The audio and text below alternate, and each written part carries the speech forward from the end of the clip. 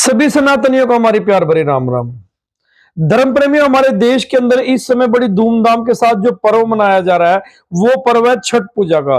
छठ पूजा के पर्व को हमारे देश के अंदर बहुत धूमधाम के साथ मनाया जाता है, परंतु दुर्भाग्य की बात है कि इस पर्व को हम लोग नहीं मनाते। हमारे घरों में, हमारे परिवारों में, हमारे अ, राज्य के अंदर, हमारे उत्तर भारत में इसकी जो है वो महक देखने को नहीं मिलती। इस पर्व की महक जो अधिक देखने को मिलती है बिहार के जो हमारे भाई हैं, जो हमारे परिवार वाले बिहार में रहते हैं, जो उत्तर प्रदेश के अंदर रहते हैं, उस साइड में ये त्योहार बहुत अधिक मनाया जाता है। और हम लोग पीछे छुड़ा लेते हैं ये कह के ये हमारा त्योहार नहीं है, ये तो बिहारियों का त्योहार है, ये हमारा त्योहार नहीं है, ये उत्तर प्रदेश वालों का त्योहार है, या ये हमारा त्योहार नहीं है, ये एमपी वालों का त्योहार है, ये हमारा त्योहार नहीं है। हम लोग ये कह के पीछे छुड़ा लेते हैं, जो बहुत कड़वी बात है कि छठ पूजा का त्योहार हमारा त्योहार नहीं है। हम लोग बिल्कुल डायरेक्ट होकर ये कहते हैं, परंतु इसकी गहराई का, इसकी जड़ का शायद हमें नहीं पता। तो हम लोग भी बैठे थे, अगर हमने किसी से पूछा तो ये सटीक जवाब हमें तो किसी ने दिया नहीं, परंतु खोजबीन करी, देखा, किताब पढ़ी, सर्च मारा, सर्च मारने के बाद सारा कुछ डिटेल निकालने के बाद हम किस नतीजे पहुंचे, हम इस नतीजे पहुंचे कि छठ पूजा के पर्व का जो हमारे हमारे परम पिता परमात्मा, हमारे गुरु, जो जिनको हम पूजते हैं, जिनको हम आदर्श मानते हैं, भगवान राम, उनसे बिल्कुल डायरेक्ट जुड़ा हुआ है। और माता सीता से ये छठ पूजा का पर्व बिल्कुल डायरेक्ट जुड़ा हुआ है। आपको इस बारे में क्या पहले पता था? नहीं पता था, हमें भी नहीं पता था।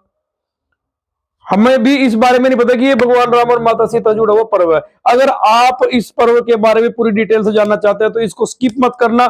ये महाभारत काल से भी जुड़ा हुआ है, ये राम जी काल से भी जुड़ा हुआ है, तो ये दोनों काल से जुड़ा हुआ पर्व है। इस पर्व को अगर आप पूरी डिटेल समझना चाहते हैं तो कृपया वीडियो पूरी देखें। अगर वीडियो अच्छी लगे तो शेयर अधिक से अधिक जरूर करना। तो आइए शुरू करते हैं इस वीडियो को, और मैं हूं आपका दोस्त युधिष्ठिर। अगर आपको वीडियो पसंद आए तो हमारे चैनल को सब्सक्राइब जरूर कर देना। तो शुरू करते हैं वीडियो। के बारे में अधिक गहराई से जानना है तो मैं रामायण काल में जाना पड़ेगा। कहा जाता है कि रामायण काल के अंदर जब भगवान राम जी अयोध्या में वापस आए थे लंका पर विजय प्राप्त करने के बाद, तब क्या हुआ था? तब हुआ ये था कि कार्तिक शुक्ल की षष्ठी के दिन भगवान राम और माता सीता ने पूजा अर्चना की, उन्होंने व्रत भी रखा, और वो दिन था राम राज्य की स्थापना का दिवस। ऐसा कहा जाता है कि वो राम राज्य की स्थापना का दिवस था। तो इस पर्व को राम राज्य की स्थापना के दिवस के रूप में भी मनाया जाता है। और इसके अलावा भगवान राम ने और माता सीता ने मां की पूजा करी, उन्होंने सूर्य भगवान को अर्घ दिया, सूर्य भगवान की भी उन्होंने पूजा करी।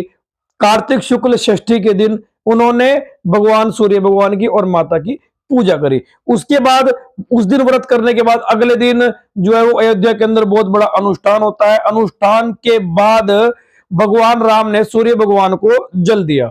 तो ऐसा कहा जाता है कि ये एकमात्र ऐसा त्योहार है जिस दिन उगते हुए सूरज को नहीं बल्कि डूबते हुए सूरज को जल दिया जाता है।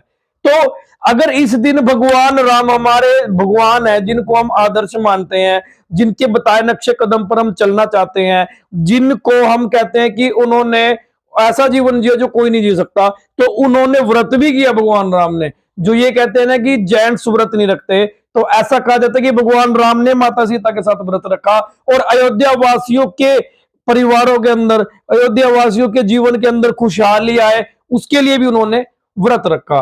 तो इस पर्व को एक तो मनाया जाता है भगवान राम के राम राज्य की स्थापना के दिवस में। क्या आपको पता था इस बारे में? तो दूसरा मनाया जाता है कि भगवान राम ने व्रत रखा था। इस दिन सभी जो है वो व्रत रखने की जो परंपरा है, जिसका हमें पहले नहीं पता था, आज हमें पता लगा तो हम आपके साथ शेयर कर रहे हैं। तीसरी जो बात है, कहा जाता है कि जिसको अगर औलाद नहीं होती, पुत्र प्राप्ति नहीं होती, तो पुत्र प्राप्ति के लिए अगर इस व्रत को करें तो पुत्र की प्राप्ति हो सकती है, ऐसा भी कहा जाता है। इसके अलावा इसकी अगर कड़ियां जुड़ती हैं वो महाभारत काल से भी जुड़ती हैं। ऐसा कहा जाता है कि कर्ण जो थे, वो कर्ण भगवान सूर्य की पूजा किया करते थे, और ऐसा कहते हैं कि वो जल के अंदर आधे चले जाते थे, मतलब आधा शरीर उनका जल में चला जाता था, और घंटों भगवान सूर्य को अर्घ देते थे।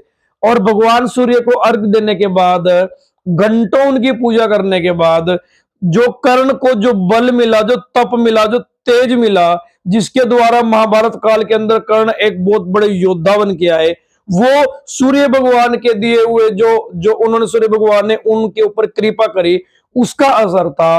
और ऐसा भी कहा जाता है कि जब पांडवों को अज्ञातवास हुआ, जब पांडवों को वनवास हुआ, तो पांडवों की पत्नी माता द्रौपदी ने उनके पांडवों के लिए व्रत किया, और माता जो है वो सूर्य भगवान को घंटों जल देती थी, उन्हें मनाती थी और सूर्य भगवान की कृपा पांडवों के ऊपर हुई। पांडवों को पुनः तेज मिला और उन्होंने उस तेज के द्वारा युद्ध के अंदर जो है वो विजय प्राप्त करी। तो अगर आपको ये बात दिमाग में बैठी हुई है कि ये बिहारियों का ही त्योहार है, ये साउथ इंडिया की साइड का त्योहार है, या आपको लगता है कि नॉर्थ इंडिया का त्योहार नहीं है, तो बल्कि आपको ये आज से बात अपने दिमाग में बैठा लेने चाहिए, ये सनातन का त्योहार है, ये हमारा त्योहार है। और जो परमपिता परमात्मा से प्रेम करता है, जो राम से प्रेम करता है, जो राम राज्य की कल्पना करता है, जो राम राज्य लेके आना चाहता है, ऐसे विचारों वाले व्यक्तियों का त्योहार है। ये हमारे देश का त्योहार है, ये हमारे धर्म का त्योहार है, ये हमारी संस्कृति का त्योहार है। ये किसी एक समुदाय का त्योहार नहीं है, ये किसी एक राज्य का त्योहार नहीं है। तो अब के साल तो हुई हमसे गलती, आगे से कोशिश करेंगे कि अगर नहीं भी कुछ कर सकते तो छठ के दिन अपने घर पे एक छोटी सी पूजा ही कर लेंगे, माथा ही टेक लेंगे और भगवान राम के चरणों में प्रणाम जरूर किया करेंगे। आगे आपको इस वीडियो के बारे में क्या विचार लगते हैं, कृपया हमें कमेंट बॉक्स में जरूर बताना। अगर आप चैनल पर नए हैं तो कृपया चैनल को सब्सक्राइब जरूर कर देना।